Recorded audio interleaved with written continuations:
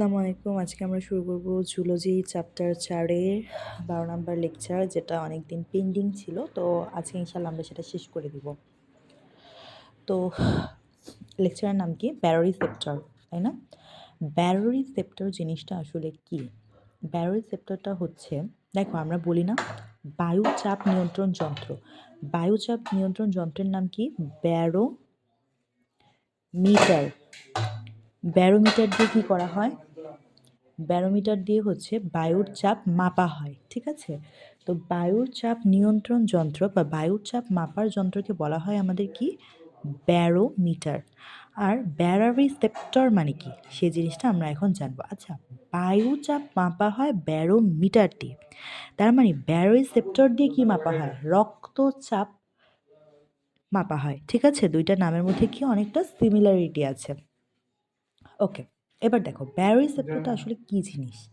ব্যারোরিসেপ্টরটা হচ্ছে nerve ending স্নায়ু প্রান্ত। নার্ভ মানে কি? এই যে আমাদের মাথায় যে স্নায়ুগুলো আছে, ১২ জোড়া স্নায়ু, তাদের কয়েকটা স্নায়ুর প্রান্ত যুক্ত আছে, ঠিক আছে? এই যুক্ত থাকাটাকে হার্টের সাথে সেই স্নায়ু প্রান্তটা যুক্ত আছে, এবং সেটাকে মূলত বলা হচ্ছে কি? ব্যারোরিসেপ্টর। তাহলে ব্যারোরিসেপ্টর মানে আমরা কি বুঝলাম? ব্যারোরিসেপ্টরটা হচ্ছে একটা নার্ভের ইন্ডিং পয়েন্ট বা হচ্ছে স্নায়ু প্রান্তকেই বলা হচ্ছে ব্যারোরিসেপ্টর। এবং এই ব্যারোরিসেপ্টরটা হচ্ছে হার্টের সাথে মাথার স্নায়ুর কোনো একটা, মানে মাথার স্নায়ুর কিছু একটা এসে যুক্ত আছে, ঠিক আছে?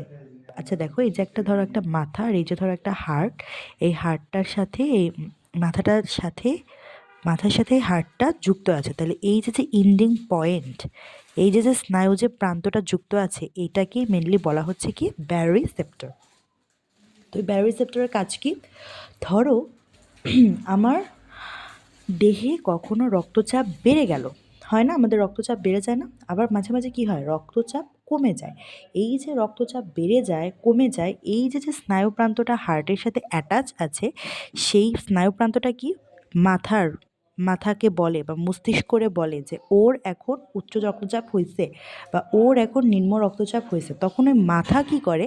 সেই অনুযায়ী কাজ করে, যাতে তার উচ্চ রক্তচাপটা যাতে তাড়াতাড়ি শেষ হয়ে যায়, বা নিম্ন রক্তচাপ হলে যাতে আস্তে আস্তে সেই রক্তচাপটা একটু লেভেল আপ বা বাড়তে থাকে, ঠিক আছে?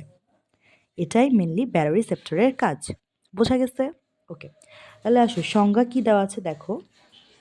সংজ্ঞা দেওয়া আছে, দেহে হঠাৎ করে রক্তের চাপ বেড়ে বা কমে গেলে তার উদ্দীপনা গ্রহণ করে রক্ত চলাচল প্রক্রিয়া স্বাভাবিক করতে পারাকে ব্যারোরিসেপ্টর বলে, এবং সামগ্রিক প্রক্রিয়াটাকে বলা হয় ব্যারোরিফ্লেক্স। কথা বুঝলে সংজ্ঞা এমনিতেই মুখস্থ হয়ে যাবে। সংজ্ঞা আলটিমেটলি মুখস্থ করার কোনো দরকার হয় না, ঠিক আছে?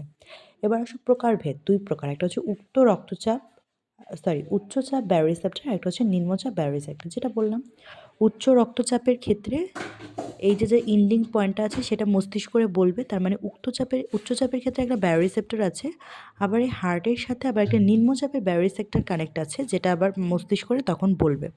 তো আমরা বলতে পারছি উচ্চ রক্তচাপের একটা ব্যারোরিসেপ্টর, নিম্ন রক্তচাপের একটা ব্যারোরিসেপ্টর। উচ্চ রক্তচাপের ব্যারোরিসেপ্টরের আরেকটা নাম হচ্ছে আর্টেরিয়াল ব্যারোরিসেপ্টর। নিম্নচাপের ব্যারোরিসেপ্টরের নাম আয়তনিক ব্যারোরিসেপ্টর বা কার্ডিও পালমোনারি ব্যারোরিসেপ্টর, ঠিক আছে? এবার চলো মেইন পড়ায় চলে যাই। উচ্চ রক্তচাপ। দেখো, ফার্স্টে আমাকে যে জিনিসটা বুঝতে হবে, আচ্ছা আমরা তো সবাই হচ্ছে তোমার আর্চ অফ অ্যাওর্টা পড়ছি, তাই না? আর্চ অফ অ্যাওর্টার যে 3টা শাখা ছিল, চলো আগে ওইটা একটু দেখে আসি। তো দেখো, এখানে পড়াইছিলাম এই যে আর্চ অফ অ্যাওর্টা মেনলি জিনিসটা কি। আচ্ছা, যে মহাধমনী দিয়ে, এই যে দেখো, এই যে যে মহাধমনী দিয়ে যে লাস্টে তোমার হার্টের মধ্যে যে রক্তটা চলে যায়, কি বলছি? এই মহাধমনী দিয়ে যে তোমার হার্টের মানে বডিতে যে রক্তটা চলে যায়, এটাকে আমাদের কি বলা হয়? এটাকে বলা হচ্ছে মহাধমনী। এটাকে কি বলে? অ্যাওর্টা বা মহাধমনী, ঠিক আছে? এই যে যে অ্যাওর্টা বা মহাধমনী, এই অ্যাওর্টা বা মহাধমনীর আবার 3টা শাখা আছে। দেখো, অ্যাওর্টা বা মহাধমনীর কয়টা শাখা আছে? 3টা শাখা আছে। একটা হচ্ছে আমাদের কি? একটা হচ্ছে আমাদের বি, আরেকটা হচ্ছে সি, আরেকটা হচ্ছে এস। বি সি এস দিয়ে আমরা মনে রাখবো। তো বিসিএস বিতে কী হয়, বিতে হয় হচ্ছে আমাদের ব্রায়োসেফালিক কাণ্ড, সিতে হয় কমন ক্যারোটিড আর্টারি, আর এসে হয় হচ্ছে সাবক্লাভিয়ান আর্টারি। তো এই তিনটা একটু আমাদের ফার্স্টে মনে রাখতে হবে। কি বলছি, মহাধমনীর তিনটা শাখা, একটা হচ্ছে ব্রাকিওসেফালিক কাণ্ড, আর একটা হচ্ছে কমন ক্যারোটিড আর্টারি, আর একটা হচ্ছে কি সাবক্লাভিয়ান আর্টারি। ঠিক আছে, ওকে। এখন আমার যে জিনিসটা করতে হবে, তো এই জিনিসটার উপর বেস করে আমাকে হচ্ছে উচ্চ রক্তচাপ পুরো জিনিসটা ব্যাপারটা বুঝতে হবে। ঠিক আছে, তো চলো আমরা বুঝি। এবার দেখো, ওই যে একটু আগে পড়ে আসলাম যে অ্যাওর্টা বা মহাধমনীর তিনটা শাখা, একটা হচ্ছে ব্র্যাকিওসেফালিক কাণ্ড, আর একটা কি পড়ছিলাম, কমন ক্যারোটিড ধমনী, ঠিক না? আগে এখান থেকে পড়ে বিসিএস এর ফুল মিনিং পড়ে দেন কিন্তু পড়তে যাবে, না হলে কিন্তু পরে বুঝতে পারবে না। ঠিক আছে, তাহলে দেখো দুইটার মধ্যে একটার নাম কি ব্রায়োসেফালিক কাণ্ড, একটা হচ্ছে কমন ক্যারোটিড আর্টারি, একটা হচ্ছে সাবক্লাভিয়ান আর্টারি। মনে রাখবা এই ক্যারোটিড, এটাও একটা ক্যারোটিড আর এটাও একটা ক্যারোটিড, বাট এই সাবক্লাভিয়ান আর্টারি কিন্তু কোনো ক্যারোটিড না। সেই জন্য সাবক্লাভিয়ান আর্টারি দিয়ে উচ্চচাপের যে ব্যারোরিসেপ্টর সেটা কখনোই কাজ করবে না। যেটার মধ্যে ক্যারোটিড আছে, এই যে ক্যারোটিড আছে আর এটার মধ্যে ক্যারোটিড আছে, তার মানে ব্র্যাকিওসেফালিক কাণ্ডের মধ্যে একটা ক্যারোটিড আছে আর কমন ক্যারোটিডের মধ্যেও ক্যারোটিড আছে। তার মানে আমরা বলতে পারবো এই দুইটা হচ্ছে আমাদের এই বি আর সি। ঠিক আছে, ব্র্যাকিওসেফালিক কাণ্ড আর কমন ক্যারোটিড আর্টারি, দুইটার মধ্যে ক্যারোটিড কথাটা আছে, সেই জন্য এই দুইটা কি করবে, এই দুইটা হচ্ছে আমাদের উচ্চ রক্তচাপ ব্যারোরিসেপ্টর হিসেবে কাজ করবে, সাবক্লাভিয়ান আর্টারি ব্যারোরিসেপ্টর হিসেবে কাজ করবে না। তো আমি এই জিনিসটাই ফার্স্টে দেখো এখানে আঁকছি। প্রথমে হচ্ছে আমি একটা ধরো হৃৎপিণ্ডের মতো আঁকছি, কাইন্ড অফ হৃৎপিণ্ড। ঠিক আছে, তো ফার্স্টে হৃৎপিণ্ডের মতো আঁকলাম, আঁকার পর ডান অলিন্দ, বাম অলিন্দ, ডান নিলয়, বাম নিলয় আঁকলাম। তো দেখো এই যে বাম নিলয়ের কাছে থেকে চিত্রটা একটু এভাবে হবে, বাম নিলয়ের কাছে থেকেই হচ্ছে তোমার বের হয় মহাধমনী বা অ্যাওর্টা। তো এটার তিনটা শাখা আছে, একটা হচ্ছে বি, সি, এস। তো এই বিটা বা ব্রাকিওসেফালিক কাণ্ডটা আবার দুইভাবে ভাগ হয়ে যায়, কমন ক্যারোটিড আর্টারিটাও আবার দুইভাবে ভাগ হয়ে যায়। ঠিক আছে, বাট এই যে তোমাদের ইটা আছে সাবক্লাভিয়ান আর্টারি, এটা হবে না, এটা ভাগ হবে না। কেন ভাগ হবে না? এটা ভাগ হয় না, সেই জন্য ভাগ হবে না। বাট এটা দিয়ে সাবক্লাভিয়ান আর্টারি দিয়ে কোনো প্রকার কি উচ্চ রক্তচাপের ব্যারোরিসেপ্টর থাকে না। তো ব্যারোরিসেপ্টরটা মূলত কোথায় থাকে দেখো, এই যে এটাকে কি বলে, বাঁকানো অংশটাকে কি বলা হয়, বাঁকানো অংশটাকে বলা হয় অ্যাওর্টিক আর্চ। এই অ্যাওর্টিক আর্চের মধ্যে কিছুটা তোমার থাকে, কি বলে এটাকে, অ্যাওর্টিক আর্চের মধ্যে কিছুটা তোমার ব্যারোরিসেপ্টর থাকে। এই যে কালো ডট ডট যেখানে দেখছো, এই যে কালো ডট ডট এগুলোর মধ্যে কি থাকে, উচ্চ রক্তচাপের ব্যারোরিসেপ্টরগুলো থাকে। ঠিক আছে, এবার বি যেটা আছে ব্র্যাকিওসেফালিক কাণ্ড, এইটারে আমি দুই ভাগে ভাগ করে দিলাম, এটা দুই ভাগে ভাগ হয়ে যায়, এটা আবার দুই ভাগে ভাগ হয়ে যায়। ঠিক আছে, এটাকে বলা হয় বহিস্থ আর এটাকে বলা হয় অন্তস্থ, ভিতরের দিককে বলা হয় অন্তস্থ। কমন ক্যারোটিড আর্টারির ক্ষেত্রেও সেম, দুই ভাগে ভাগ হয়ে যায়, এটারে বলা হয় তোমার হচ্ছে অন্তস্থ, এটাকে বলা হয় বহিস্থ। আমরা যখন আর্চ অফ অ্যাওর্টা পড়ছি তখন তো আমরা জাস্ট তিনটা শাখা দিয়ে পড়ছি, তাই না? বাট এটা পরবর্তীতে যে এই দুইটা লাস্টে ভাগ হয়ে যায়। ঠিক আছে, সেটা আমরা পড়িনি। এবার দেখো এই যে দেখাই দেই, এই যে দেখো এটা আমরা সিম্পলভাবে পড়ছি, বাট এই যে ব্র্যাকিওসেফালিক কাণ্ড আর কমন ক্যারোটিড আর্টারি যে পরে ভাগ হয়ে যায়, এটা আমরা দেখাই দিই। এবার দেখো তো আর্চ অফ অ্যাওর্টার মধ্যে কি থাকে, আমার উচ্চ রক্তচাপের ব্যারোরিসেপ্টর থাকে। আর এই যে দুইটা ভাগে ভাগ হয়ে যায়, এই দুইটা ভাগের মধ্যে বাইরেরটাকে বলা হয় বহিস্থ, ভিতরটাকে বলা হয় অন্তস্থ। আর এটার ক্ষেত্রে এটারে বলে বহিস্থ, এটারে বলে অন্তস্থ। তার মানে ব্রাকিওসেফালিক কাণ্ডের ক্ষেত্রে দুইটা ভাগের মধ্যে এই কালো ডট ডট যেটার মধ্যে থাকবে, মানে উচ্চ রক্তচাপের ব্যারোরিসেপ্টর যেটার মধ্যে থাকবে, সেটাকে আমরা বলবো হচ্ছে এটাকে আর এটাকে। ঠিক আছে, মানে কমন ক্যারোটিড আর্টারির এটা হচ্ছে অন্তস্থ কমন ক্যারোটিড আর্টারি, আর এটা হচ্ছে অন্তস্থ ব্রাকিওসেফালিক কাণ্ড। এবার আসো দুইটাই তো ক্যারোটিড ধমনী, একটু আগে যে দেখালাম দুইটাই ক্যারোটিড ধমনী। দেখো এই যে ব্রাকিওসেফালিক কাণ্ডের মধ্যেও দেখো লেখা ক্যারোটিড ধমনী, আবার এটার মধ্যেও লেখা ক্যারোটিড আর্টারি, আর্টারি মানে ধমনী। তার মানে যেহেতু দুইটাই ক্যারোটিড আর্টারি এবং এই দুইটা ক্যারোটিড মধ্যে তোমার উচ্চ রক্তচাপের ব্যারোরিসেপ্টর আছে এবং দুই ভাগে বিভক্ত হয়েছে, দুইটার এবার অন্তস্থের দিক থেকে আছে। তার মানে আমি সবটার মিলে একসাথে আমি বলতে পারি ইন্টারনাল ক্যারোটিড আর্টারি বা অন্তস্থ ক্যারোটিড ধমনী।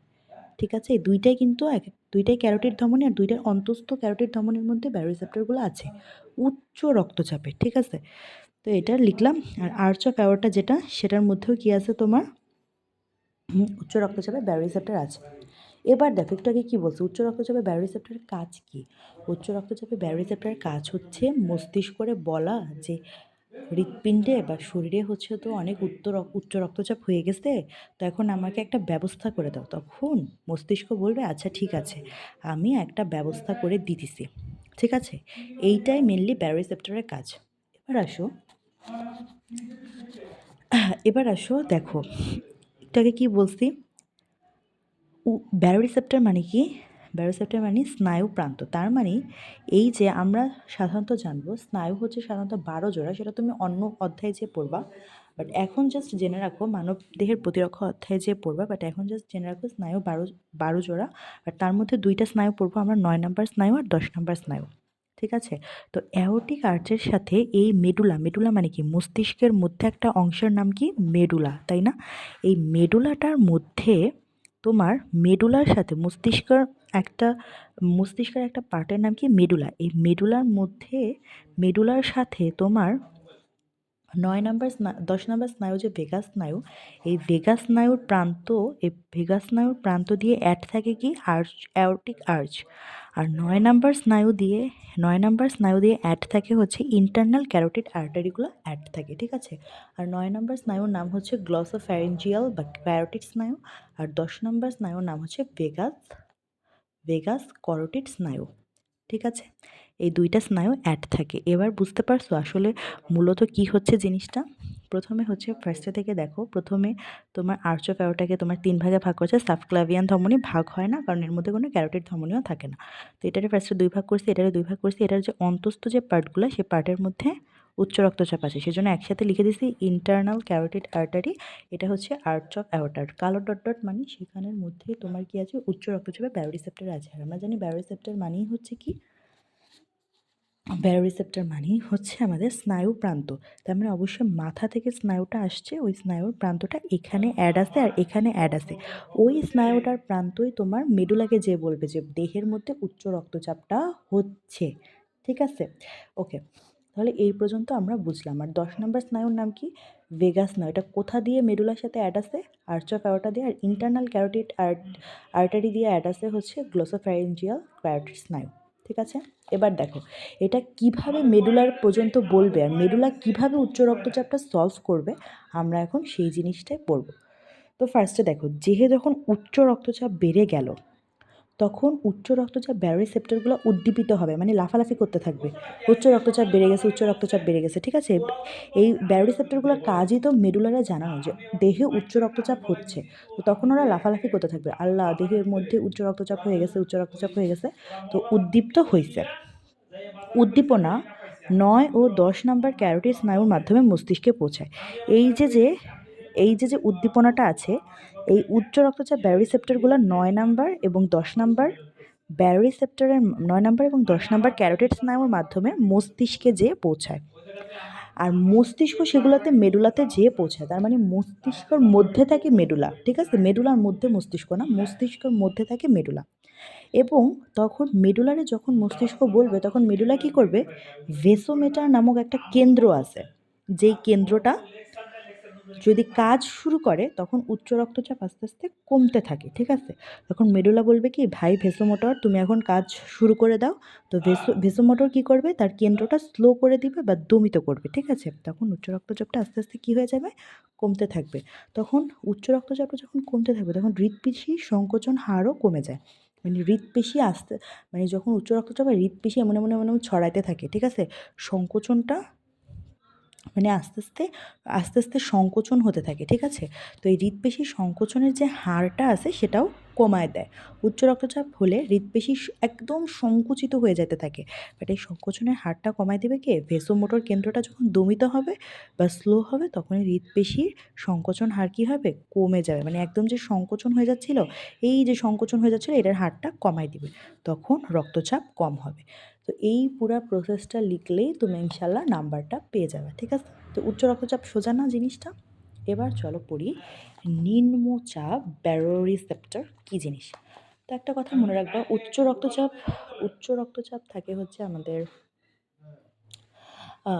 উচ্চ রক্তচাপটা হয় মেনলি হচ্ছে মস্তিষ্কে, আর নিম্নচাপ ব্যারিসেপ্টারটা হয় মেনলি বৃক্কে।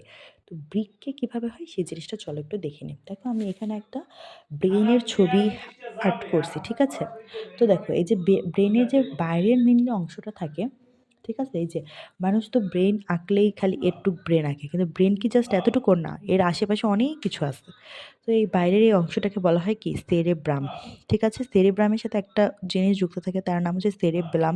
সেরেব্লামের পরে দেখো এখানে একটা জিনিস যুক্ত, এটার নাম মেডুলা অবলঙ্গাটা। এই মেডুলা অবলঙ্গাটার সাথে আরেকটা জিনিস অ্যাড থাকে, তার নাম হচ্ছে কি, সরি, এটার নাম হচ্ছে কি, এটার নাম হচ্ছে আমাদের সেরেবেলাম।